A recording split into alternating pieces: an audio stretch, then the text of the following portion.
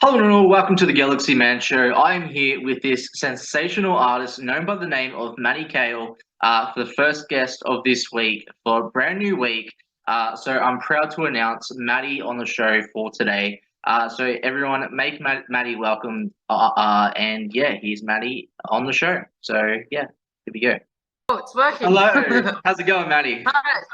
Good, how are you? Yeah, really good, thanks. I just want to say first up, thank you so much for taking the time to join my show. It is such an incredible pleasure having you on the show for today. To people that don't know who you are, Maddie, if you give like a bit of backstory about yourself, and then we'll dive right into the questions. Yep, sounds good. So I'm Maddie Cail. I am from the Gold Coast. I'm actually a primary school teacher, hence why you're in my beautiful classroom at the moment. But yeah, so I'm a singer-songwriter, full-time teacher, but yeah, just started to kind of dive into the music world a bit more officially over the last couple of years and just started releasing music after someone's like, you need to get that stuff out there. So yeah, that's a bit about myself. So we'll dive right into the questions now, Maddie. So for my very first question, so you've created a lot of like really cool original upbeat songs, and for the first like original song I'm going to mention is "Bad Girl Gone Good." Like, what was it like creating this song, coming up with the name title? Like, what was it like just coming up with the idea of wanting to create this song? All right, so that song, I was driving home one afternoon. It must have been it was Friday, and I was just like, because I was a bit wild growing up. Let's not beat around the bush. I was a bit of a wild child. I just had a lot of fun, and you know, when you're young and free, you just go out and you just got no worry in the world. And I was driving home one day, and I was like, oh my god, I'd love to just go out and be wild again. So I think that's where the concept started, and then I started driving home singing it.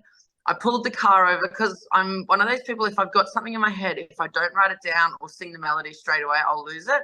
So I'll always have my phone notes and stuff. And I just quickly pulled over in Cane Fields and Jake as well, got the song out. And then I got home and I said to my partner, I was like, oh, I think I've written a really cool song. So Bad Girl Gone Good is pretty much just me reflecting on wanting to be young, free and wild again. But as a teacher, I suppose it's a bit frowned upon if you want to go and run amok. Yeah.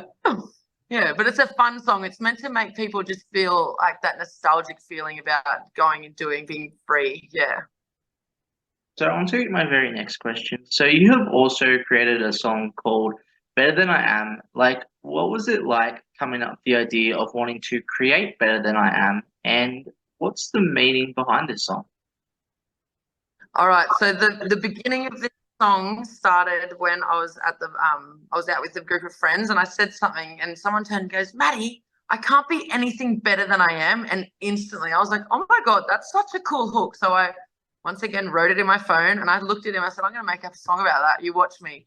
And a week later, I'd sat and thought about it and I was like, what can I relate this to? So the first verse sings about a car breaking down.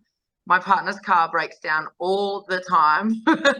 He tends to buy cars that just don't function well. So, and I can try and do anything I can to impress him. But at the end of the day, I can't be better than the best I can be. So I think that also just was a fun, catchy. It's just meant to make people feel a bit lighthearted about like just a bit of fun. But and then I also spun it and reflected it for him doing the same for me. So, and I think that song, I always get a really fun reaction from couples looking at each other, like very relatable. Like I try and make my songs relatable, but I also try and make them a bit of fun. Yeah. So on to my very next question. So you have also created a song called Look at You Now.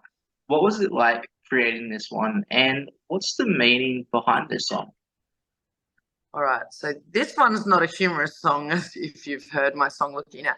Look at You Now came from a very dark kind of place when I was going through a breakup. And I think looking at lots of friends' relationships and my past relationships, you can be so brokenhearted by someone that you're so in love with, and they can kind of give you that toxic feeling in the relationship, but even though you miss them.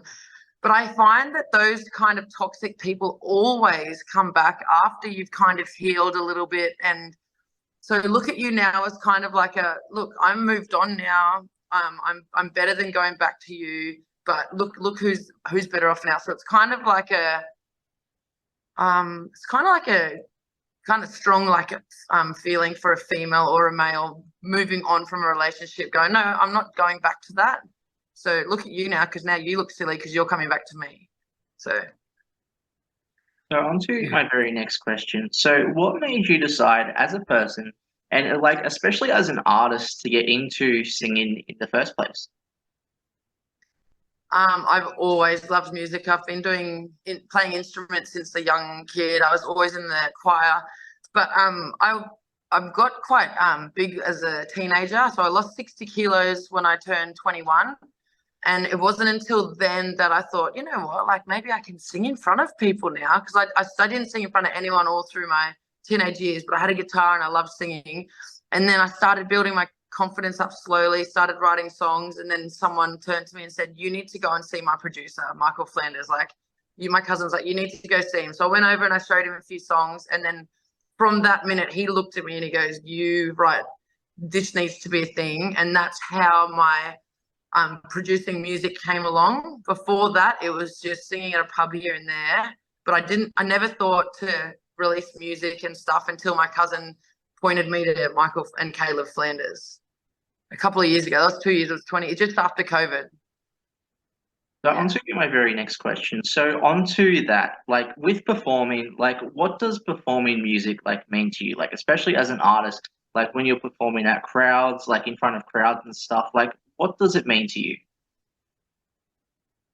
I've always said my favorite thing in the whole entire world is singing a song, looking up into the crowd and seeing one person just enjoy that pure enjoyment, and that like people just singing along with you.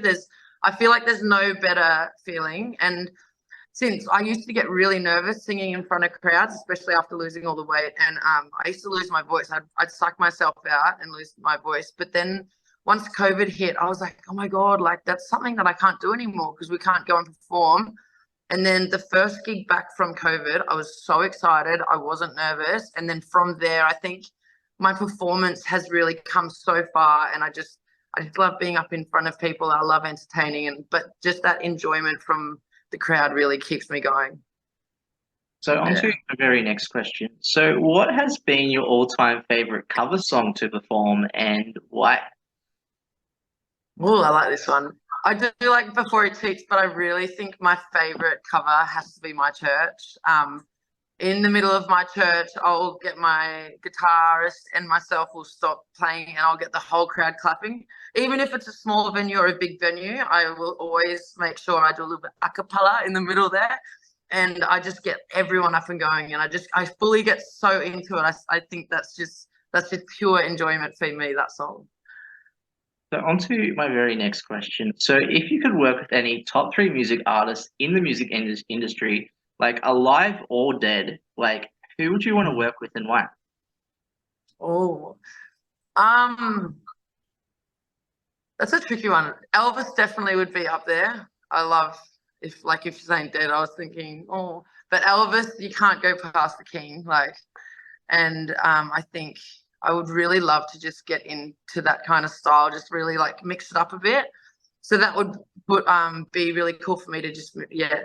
The other one I'd love to do a duo with Hayley Jensen. She's probably my favorite Australian artist, and I idolize her. I've seen her live and I was literally just up the front like, she's just amazing. And I feel like we would bounce off each other on stage if we were to do a duo, like that would be fun.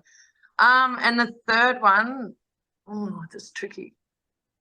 Maybe I opened for the Wolf Brothers recently, and they would be cool, like to do like a thing with the Wolf Brothers too. They were amazing, and I feel like that rocky kind of feeling, I'd get right into that too, because I do really love our Aussie artists. They're amazing. So on to my very next question. So if you could go anywhere on tour, take your music to any place, any country in the world, like where do you see yourself going to and why? Like I suppose Nashville's always a big country thing, but I love Australia, and I would love to just go a full on around our backyard, do every single part, like anything I could, just to really venture around and see my own country before I go to another one. But yeah, so I think that would be probably my goal in the end. Yeah. So on to my very next question. So what advice would you give to upcoming artists that want to get into the music industry? And yeah, what advice would you give them? Well, I think because I'm still quite new to this, and I can say what I've learned in the short amount of time is just be confident and don't let little things get you down. And that like little like because you'll release a song and it may do well, it may not do well, but just little goals is what I kind of drive off. Like, so I'll see someone who goes, "Oh my God, I just heard your song on the radio down the road." Like, little goals are big goals, and just keep going and take any advice you can. And I think the biggest thing for me, I wish I got a mentor earlier. I think you need to kind of know someone in the industry to grow faster. And I think that's where, probably looking back, if I knew what I knew now, I would have got a mentor a lot earlier. So on to my very next question. So on to the advice part. So like if you could talk to your younger self and give advice to your younger self, what advice looking back over your time in the career of the music industry, like what advice would you give to your younger self and why? So my younger self, I would have said, you know what? You do it for the love of music. I should have done it a long time ago. I love music. I love sharing music. And I would have said, don't worry about what other people think or say. So I'm on the Gold Coast, where the Gold Coast, in my opinion, there's not as many country lovers as other parts of Australia. So I find it hard to go, oh, listen to my country song. But now I go, do you know what?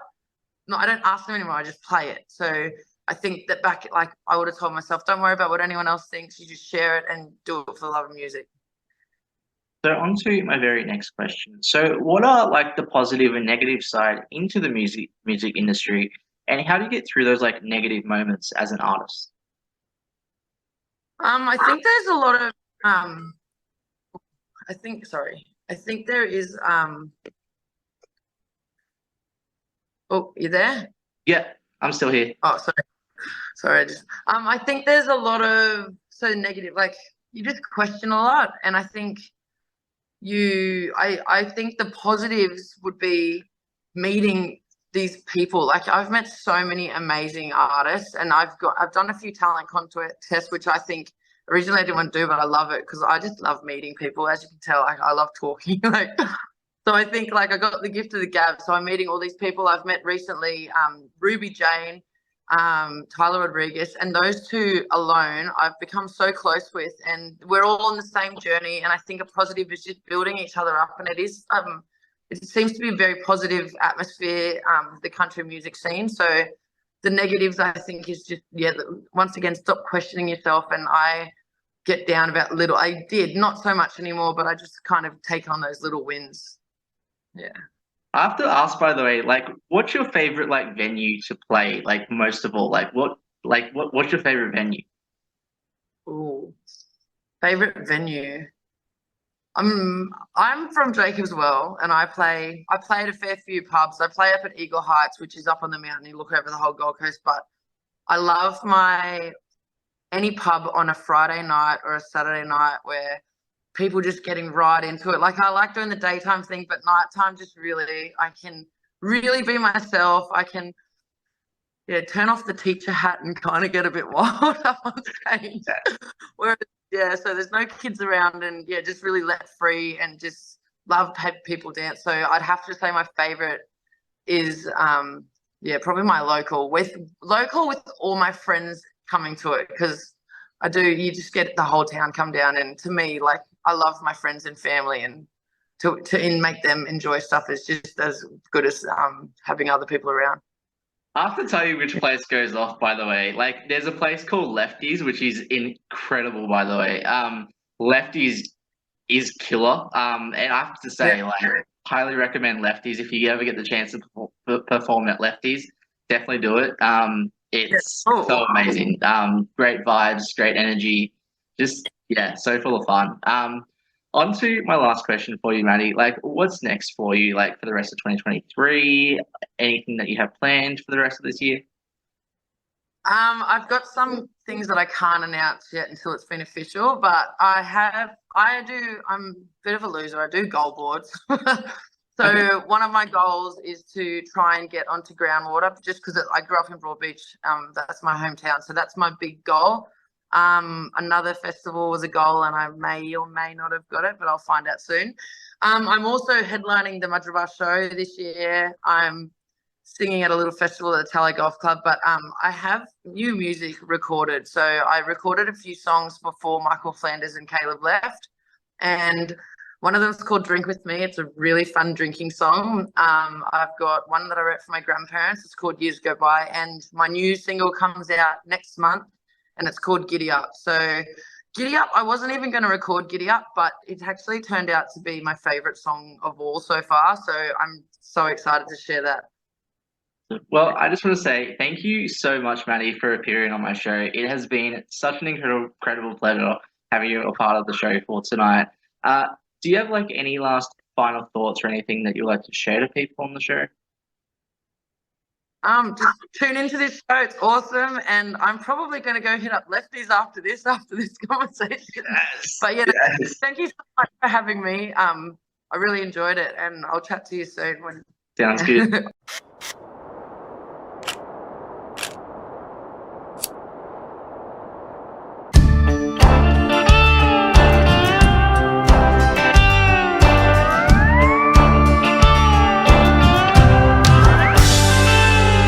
Friday night and I'm feeling kinda thirsty. I've been good since I turned 30.